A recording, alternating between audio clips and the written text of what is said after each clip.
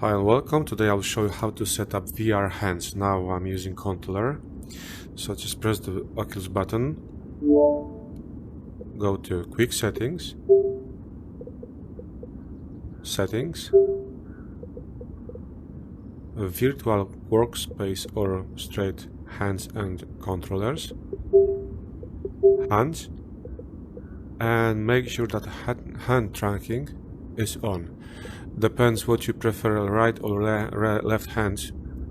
You can swipe them here. And now, yeah, I can leave them like here. Put your hand on your front, on the face, and start to move.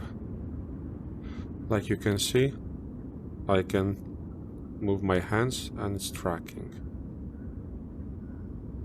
In my case, in right hand I have Oculus menu,